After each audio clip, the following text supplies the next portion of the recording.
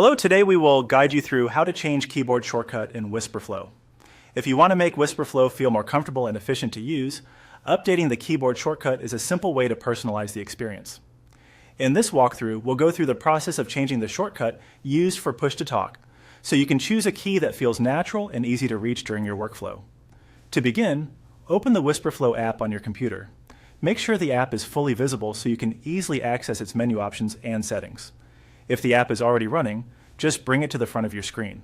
Once the app is open, look toward the bottom left area of the screen and click on Settings. This is where Wispr Flow stores the main controls for customizing how the app behaves.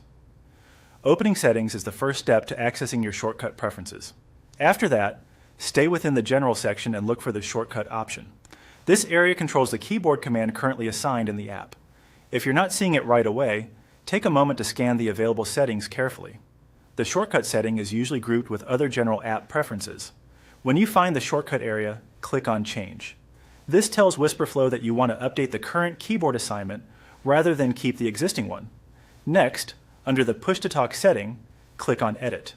This is the specific control that lets you modify the key used to activate Push-to-Talk. It's helpful to choose a key that won't interfere with shortcuts you already use in other apps, so keep convenience and compatibility in mind as you continue. Now press the key on your keyboard that you want to use.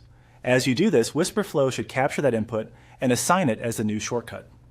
Try selecting a key that is easy to remember and quick to press, especially if you use Push-to-Talk often throughout the day. Once the new key has been entered, click Done to save the change. This confirms your new shortcut and applies it to the app. At this point, your keyboard shortcut should be updated. It's a good idea to test it right away to make sure it works as expected and feels comfortable in practice. And that's all it takes to change the keyboard shortcut in Wispr Flow.